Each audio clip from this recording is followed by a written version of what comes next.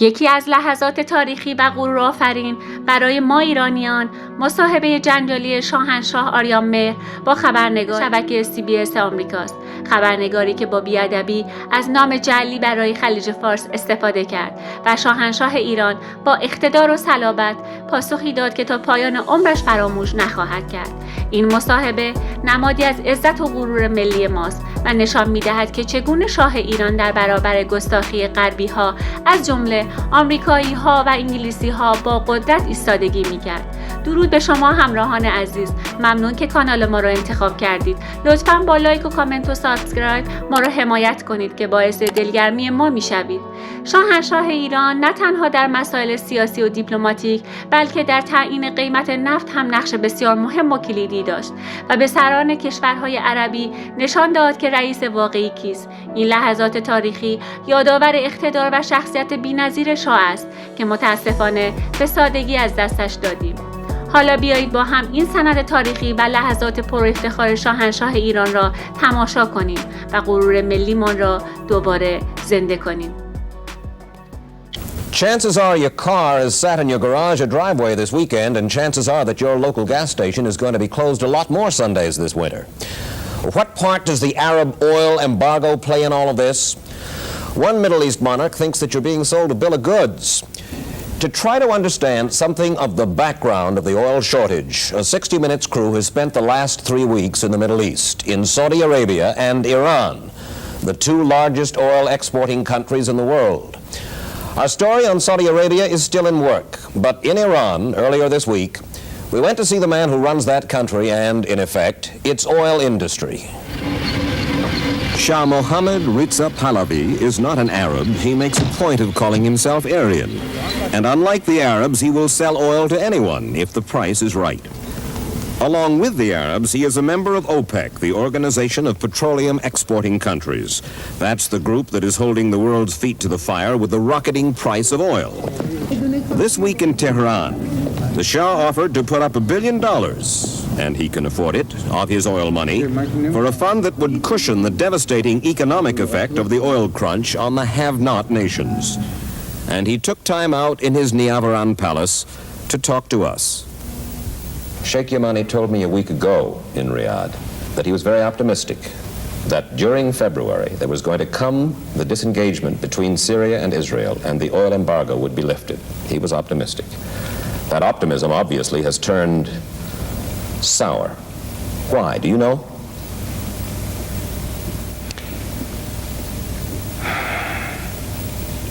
Well, there might be many reasons. One is that I don't know why you attach so much importance to this embargo on the United States, really. Why should you care about that? You are not short of oil. Have you seen the lines of cars stretching for blocks, in some cases for miles, waiting to get gas? I have seen the pictures, and you cannot but you have imported more oil than any time in the past. Well, not recently we haven't. You have? You mean we are still importing more oil than we were, let's say, in September? You believe that? I can't say for sure. But what is certain is that you are not importing less. Then we were importing last September, then this whole thing is a fraud? You know that ships are changing their destinations 2 or 3 times in the oceans. You sell the oil for a certain destination and it ends up somewhere else. What you seem to be saying is that there is some fraud involved, that there is something going on that doesn't meet the eye. Oh, something is going on for sure. And who is being enriched by it? The oil companies. The oil companies. You know that one oil company has made 67% interest this year and another one even more? Well, the president of Aramco acknowledges. Yes? Not the president, the chairman of the board of Aramco acknowledged to us that their profits, the parent company, will go up by 400%. Yes. Next year, just as Iran's profits will go up by 400%. Yes, but this is our wealth, our natural wealth. For them, it's only a question of manipulation. As you know, I have been across the Gulf that you call Persian and they call Arabian. Why do you call it Gulf? You have been to school, or haven't you? Yes. What was the name that you have read during your school days? Persian Gulf. All right. But they do call it Arabian Gulf. Well, they can do many things. And they find an irony in the oil situation in this. They say, we impose the embargo against the United States, for instance, and the European countries. That drives the cost of oil up. Who benefits from the embargo? Iran, the Shah. Shah, who is the friend of Israel, benefits from the high price of oil caused by our embargo. Yeah, but only enemies of Iran could have told you that. First of all, why friend of Israel? Why? In what sense? Or economic cooperation. How much? I don't know the extent of it. It doesn't come even to $2 or $3 million a year. Intelligence cooperation. You can get that kind of intelligence even in reading American newspapers. It is common knowledge that they trained or helped to train your secret police, the Savak. You do have a relationship with the Israelis, yes, there's no doubt. That's ridiculous, but we have the same relationship with all the friendly Arab countries that we train also in this country. This means nothing. The industrial nations, among them, of course, the United States, feel that you, sir, have pushed too far, too fast, and that you can trigger worldwide depression by doing it. Henry Kissinger says so. Sheikh Yamani, the oil minister of Saudi Arabia, says so. That suits him. I'm not talking about Yamani because I don't like to enter into that subject. But the others, it suits them to say that. Why? Because the price that we have set for oil was one of the lowest among the prices which were studied and suggested to the OPEC organization by all the experts. You say you don't want to talk about Saudi Arabia and Sheikh Yamani. Well, nonetheless, Saudi Arabia, #1 oil producer, has certainly as great a stake as you do. And yet he says, it's going to trigger depression, it's going to trigger trouble. He has been told to say that. I'm sorry to say this. By? I'm not going to mention any names. Well, by President Nixon? I'm not going to mention any names. Ask the other member of the OPEC, all those experts in the OPEC, what they think. What kind of pressure can somebody put upon Sheikh Yamani to say it unless his own king says say it? You just go and ask those people. Is it going to go down? Is it going to go up? Is it going to stay the same? The cost of oil... It's going to go certainly up because, unfortunately, your inflation is going to go up. Is it going to go up on April 1st when... This I can't say. Well, you sit down with your OPEC brothers in the next few weeks and you make a decision about the price of oil as of April 1st. Can you give us a horseback guess, Your Majesty? I can't tell you, really. But all will depend on many factors. One is the attitude that the so-called industrial countries of the world are adopting. Is it a hostile attitude or a cooperative attitude? You tell me, sir. Second, it's the question of your inflation. The bill that they are every day presenting us is something ridiculous. The way that you are increasing your prices. On? Everything. Every kind of commodity. For instance? Say some spare parts for a radar station. That's only one little example. And from that you can go for everything. Is it in retaliation for the rise of... No, it's because they cannot control their economy. But you can. We can, and that's what we call your society a permissive society. Is that that's not the only reason you call our society a permissive society? Not the only reason. Your Majesty. Not the only reason. Well,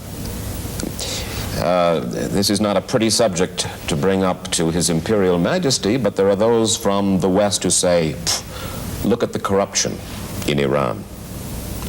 With all of the money in your own affluent economy, in your own swollen economy, so much money sticks to the hands of people in the government. They say you can't get a contract here, and everybody's here. You know that, vendors, contractors, without a little of truth. I think it's the most unjust thing that is said. It's just jealousy. For instance, the military purchases, it's government to government. If there is a corruption, it's from your government or the government of every other country from which we buy. So this is the unfairest and most unjust thing that I have heard. Is it possible, Your Majesty, that because you are so busy and because you have so many things occupying you that it could be going on behind your back, sir? No. It's impossible because I have at least 5 inspectorate organizations. One, sooner or later, they will be caught. And let me say this. First of all, I think this is a cheap accusation. Second, it is less than anything that you have in your so-called permissive society. You mean you think there is more corruption in the United States than in... Well, especially in your country, yes. You are one of the longest ruling monarchs in the world today, Your Majesty. 33 years, you've survived assassination attempts, internal strife, external threats. Why? Why did I survive? Yes. Well, I believe in God. Ask him. You do? I do. I mean, very seriously. deeply. Oh, yes. And I think this is the only explanation. You have said the only explanation. You said, I will stay alive until I finish what I set out to do. What was set for me to do. By God. That's what I believe. When you were a little boy, you saw visions, you saw apparitions. God came to you, or God's messenger came to you. Yes. For some of us in the West, that is difficult to comprehend. But I say you believe it. You say it. I do. What happened? Started by dreams, then apparitions and feelings, but all in 1 year, not more, between the age of 6 and 7. And then it stopped. You have no more dreams, apparitions, visions now? Sometimes I have dreams which come true and I don't like it. Assassination attempts? No, not that. But you had premonition, Not that. When I was a kid, once I dreamt that there was a pit full of snakes, and obviously people who are always translating the dreams told me that these are your enemies. Things like that. It happens to everybody, probably. But not that. You sleep more soundly now? With my sleeping pills, yes. You take sleeping pills? Since some time now. Well, it's really tranquilizers. You know, very few leaders like yourself, Your Majesty, talk with the candor with which you have talked on television. Why? Why are you willing to? First of all, I believe in what I say. Secondly, I'm not afraid of my people. It's not a political campaign. I'm not going to look at the polls tomorrow to see if I'm 2 degrees higher or lower. And that's because this confidence exists between me and my people. They trust in me, I trust in them. I believe that I know the job. So I'm not trembling in thinking or saying what I say, because I know that tomorrow I won't have to go to the polls. اگر صحبت‌های شاهنشاه ایران حس غرور و افتخار رو در شما زنده کرد، برامون کامنت بذارید و با گذاشتن یک قلب قرمز حمایت و نظرتون رو درباره این لحظات ماندگار بنویسید. اگر هنوز عضو کانال ما نشدید، فرصت رو از دست ندید. زیر همین ویدیو میتونید به کانالمون بپیوندید و زنگوله رو فعال کنید تا هیچ یک از ویدیوهای جدید و تاریخی ما رو از دست ندید. همچنین این ویدیو رو با عزیزانتون به اشتراک بذارید تا اونا هم از شکوه و قدرت شاهنشاه ایران لذت ببرند. در پایان یادی کنیم از آن شاه مقتدر که با اراده استوار و افتخاری ماندگار برای ایران بود. سپاسگزاریم که تا انتهای این برنامه همراه ما بودید. منتظر دیدار شما در ویدیوهای بعدی هستیم.